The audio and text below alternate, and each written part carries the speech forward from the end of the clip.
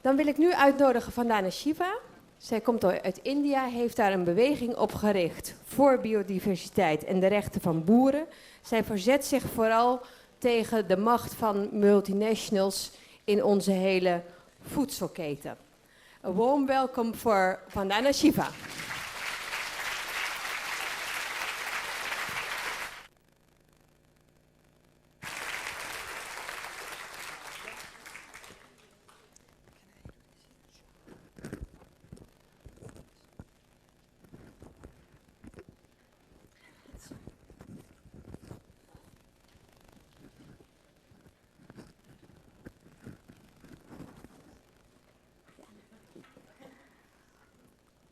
Thank you, and thank you everyone who worked to put together the Dutch Social Forum. I came partly because I haven't been to Holland for very long. I think you're so obsessed with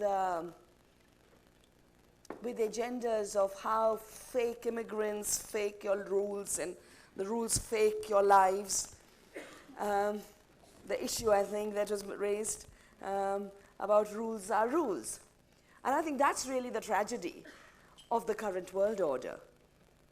That for everything, rules of injustice, rules of violence, rules of domination, rules of barbarianism are turned into the only rules available.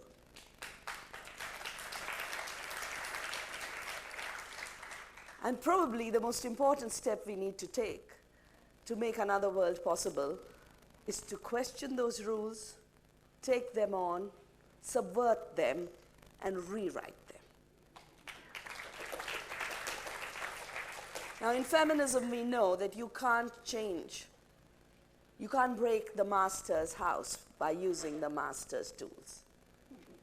Just doesn't work. And that's why we have to be extremely innovative. We have to be very creative to do things our way. One of my biggest inspirations is Gandhi. And in a little book which is called, basically translates into freedom, its title is Hind Swaraj, but it means the search for freedom, self-governance, self-organizing. And next year will be its 100th anniversary of writing, a very important year for us. And in that he says very, very clearly that as long as the superstition exists that unjust rules are meant to be obeyed, so long will slavery exist. That is what the foundations of non-cooperation with immoral and unjust law is all about. That's where Martin Luther King acted from. That is why our independence movement was reclaimed. And that's where wherever innovative change is taking place. Somewhere, some people, some groups of people, or some countries are saying, your rules don't work for us. They're too low, they're too barbaric. We will organize our lives on more just, sustainable, democratic rulemaking. I think we were trying to write rules of sustainability.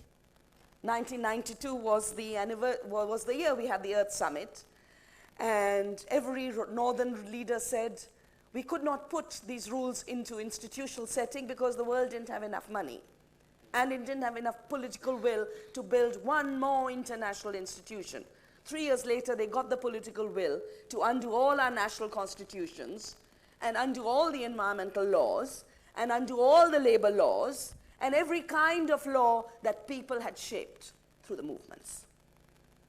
So the challenge of another world is both maintaining what we fought for and not letting that go. And secondly, deepening those struggles. Very often the other world is defending the world we have. Doesn't mean necessarily creating everything ab initio. We got a good living wage fought for, that's what we defend. If farmers got minimum support prices in India, that's what we defend. If the young people had the right to education and right to livelihoods, that's what the French youth were defending. So it'll be different in every place. I think, for me personally, the biggest challenge is the fact that when even 5% of humanity living a non-sustainable life, using up 40% of the world's resources, messed up the climate, created oil wars, created every kind of resource war we witness, at a time when that model needs to be rolled back, it's being expanded. And of course it's wonderful that in Latin America we are getting a new leadership. But I come from the part of the world where they have turned China and India into their new poster girls and poster boys. You know, the problem is we are talking about more than 2 billion people. And we are talking about lies being told about what is happening to the majority of the 2 billion. What's happening to the 80%? When they talk about China and removing 20% poverty, they will never mention 87,000 peasant revolts last year because people's labs were being grabbed. The World Bank has just come out with a new poverty report. Again, they are removing poverty in India. Well, all they're doing is removing the poor. You know, they're bulldozing them from the villages, and at least from the villages, when they were bulldozed, they'd land in the city slums. Now they're bulldozing the city slums. Massive bulldozing going on in Mumbai and Delhi. And the Supreme Court said to the slum dwellers, we did not invite you here. But nobody invited anyone anywhere. People ended up going somewhere else which was not their home because their homes were destroyed. There is no refugee in the world who willingly abandoned the familiar.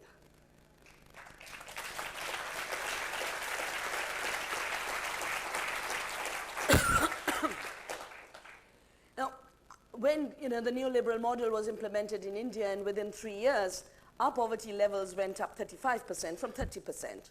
The World Bank came to the Planning Commission, hit them on the head, said, you can't release these figures. We're going to change the way we count poverty. And now there's an interesting way in which they count poverty. The more you consume, the richer you're getting. Yeah? So if they privatize your water, and water which was for free yesterday, and is now costing you 400 rupees, you're getting rich, you're coming out of poverty, because you're spending more money. Because they've ended up calculating poverty in terms of how much you spend, not how well you live. Yeah? Now, that, of course, ends up being a self-fulfilling prophecy of growth. The more you commodify vital resources, the more growth takes place, but interestingly, the more poverty disappears. And I think this is going to be the biggest challenge for us in creating another world. Really addressing what is real poverty.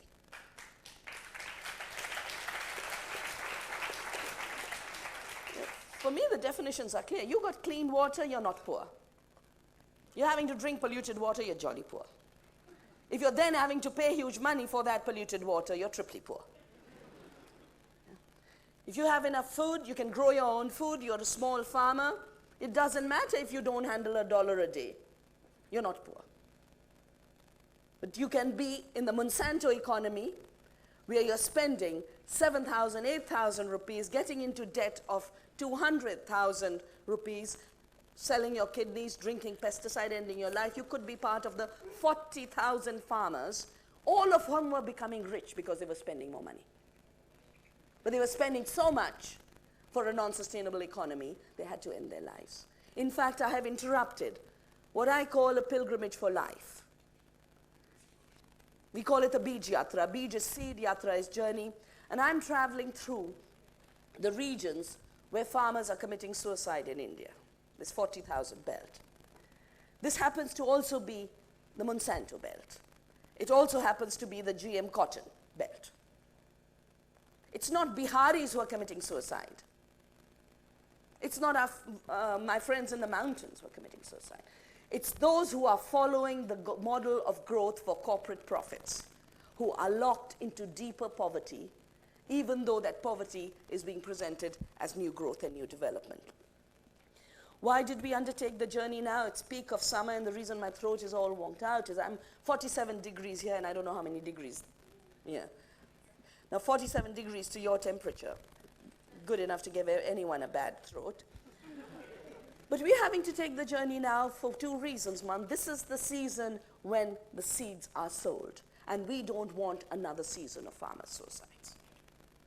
But it's also On 10th of May was the anniversary of our first freedom movement, 1857. People in India got together and told the East India Company, we don't want your rule anymore. You're killing us, you're starving us, you're destroying us, and you're using our own people to shoot at us. And you might, I noticed, you're getting very fond of Bollywood. There is a new film called The Rising, which is about that period, on Mangal Pandey. And we just decided that our struggle today is really going back to the struggle for freedom. The first and the second, and if this is the third, and if we have to do it the fifth time, but we are never going to stop.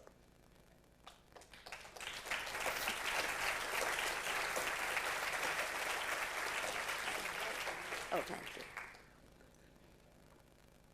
Now, the rules that Sylvia addressed, brilliant rules are being made to make every freedom that makes us human illegal. It's a fundamental freedom of farmers to save their seeds. Saving seeds is being defined as a crime under the WTO rules of trade and intellectual property. Making your food is a freedom. Brilliant laws of food safety, making it illegal to make cheese at the small scale, your little chai at a small scale, your little chana bhatura in India at a small scale, anything small is being criminalized by brilliant new rule makings. Water. The skies give it for free in rain and snow. Our rivers and streams give it for free. And yet the new commodification of water is also about a new rule making. I have a big fight with the World Bank, which has basically declared that not only must the public sector get out of water, communities must get out of water. Local governance must get out of water. And they're trying to create a national grid of $200 billion to reroute every river so nothing flows free. It's all imprisoned in dams and long-distance canals, all of it flowing to big cities where there's purchasing power or to industry. We've managed to stop the Delhi privatization. On 13th and 14th of June, I will be with farmers in Rajasthan whose rivers are being diverted to Jaipur. Last year, 5 farmers were shot dead when they protested because their wells had gone dry, their fields had gone dry. These water wars are an inevitable follow-up of the oil wars. They're inevitable in a system where the very lifeblood of the planet is turned into a commodity that 5 corporations own, control, and sell for profits. And therefore, it will only reach if you can be part of that marketplace. We've said no, we've put a stop to Delhi, but my best struggle has been joining the women of a small village in Plachimada, where the mining by Coca-Cola and the pollution by Coca-Cola had totally destroyed the drinking water system in a water-abundant region, and the women were walking 10 miles. And one day, my Lama said, enough is enough. They must go, we will not walk further. Today, that Coca-Cola plant is closed. It has triggered movements around every Coca-Cola plant. It has triggered campus boycotts in India, in the United States, and it started with one woman having the courage to say, I will not walk further.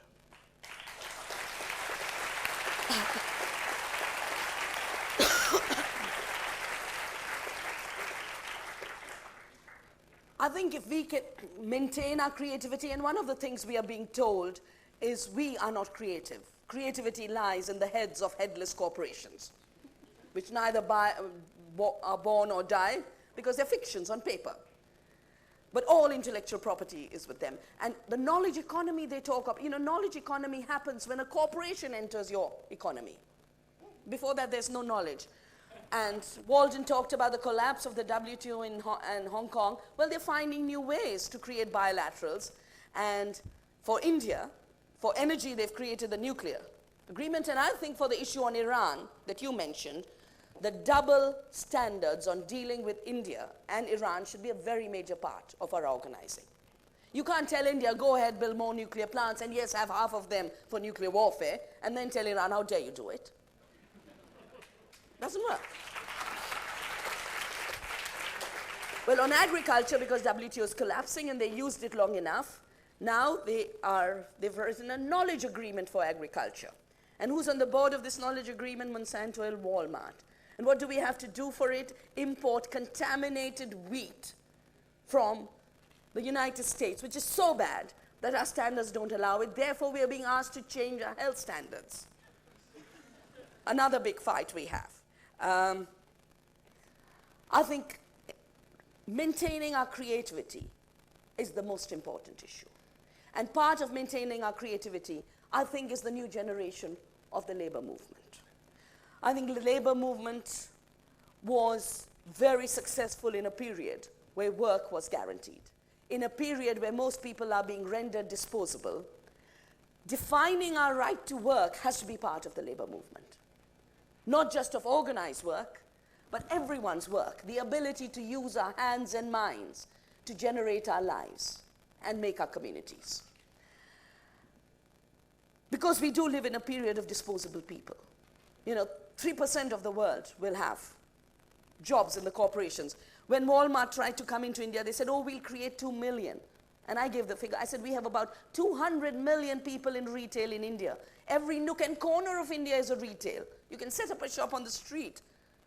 Teliwalas come to our doorstep to bring us vegetables and milk, What could be a more organized retail institution than a totally decentralized system? Well, they'll destroy 200 to create 2. And that's everywhere. Constantly a figure, 100 less, is made to look like they're creating something new. They do parade as a new creationists. And I think their creation myths have to be taken on by our creativity, but also by our courage. I think every rule that's being made is designed to generate fear. And every rule of torture, every rule of violence has to be defined exactly as what it is. That needs courage, the kind of courage the people of Palestine are showing. And while you were talking today and while I was looking at the map you'd given, and I was thinking of Ghaziabad in India, where they've taken over the land of a village and barricaded it. Or the 12 tribals who were killed in Orissa, whose land was taken away for an export-oriented steel plant. Everywhere I go to India, every second day, there's a Palestine in the making. Enclosures, barbed wires, shutting down every inch of land, every drop of water, being sucked for the global economy, for a few short-term profits. And because, in a way, Palestine is everywhere in these new enclosures, the liberation of each of us has to be connected exactly to the kind of issues the people of Palestine are fighting for. The basic right to a homeland, the basic right to live on your land, to have access to your water. The Palestinians don't control their water. The Israelis do. They can't even drill a well. Not for drinking. Have to take the permission from the military in Israel.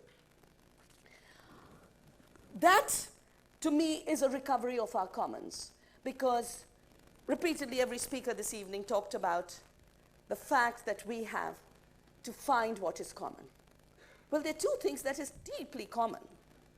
One is the fact that this planet is the basis of our life.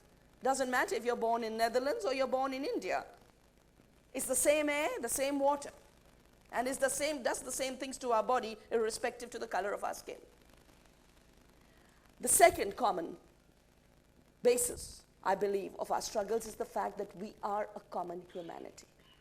And that common humanity that we share is so much deeper than any superficial division that manipulative politicians today use to replace democracy in a period of the death of economic democracy with the rule of xenophobic politics and the rise of xenophobic politics, and the two are totally connected.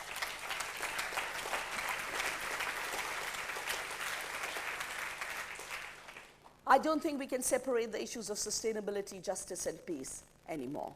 They are one seamless whole. We might pick a different strand in it because it excites us more, it fulfills us more, our skills are better in it. But ultimately, we have to work together in weaving this new web of our collective freedom, because there is no divisible freedom.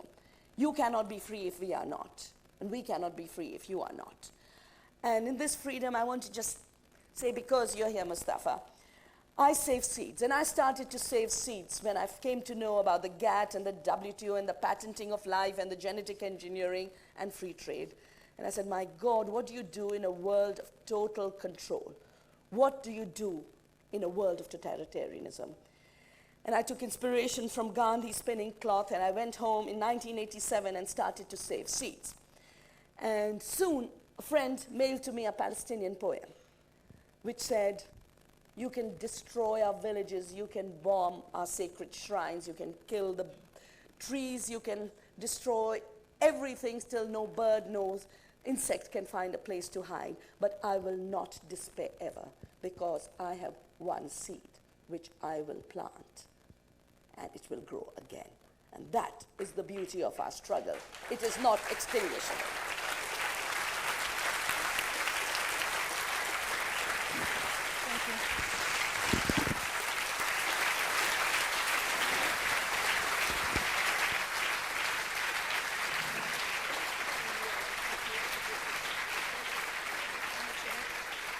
Thank you. Thank you. No, we can just stand. Thank you very much, Vandana Shiva, especially for making some connections between all the themes which we'll talk about this weekend. I would like to invite all the speakers here for a moment, for a little present, and then we go to have a drink.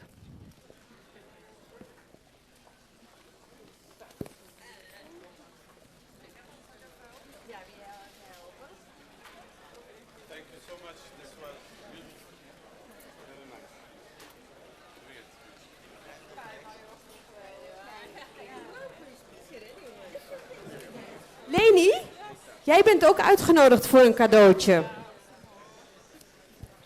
Wil je ze even uit... Nee, even uitdelen. En nog misschien even 1 applaus voor alle sprekers tegelijk.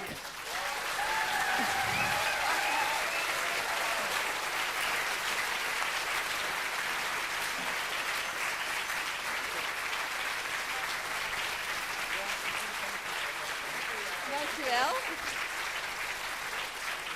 Heb je aan me gereed? En ik wens u alvast een heel erg goed, inspirerend weekend toe. En wel rusten zometeen. En ik geloof dat René nog een paar, ja dat is altijd heel vervelend, maar toch wel huishoudelijke mededelingen heeft. Tot ziens allemaal. Oké, dankjewel Mirjam de Rijk voor het voorzitten ook.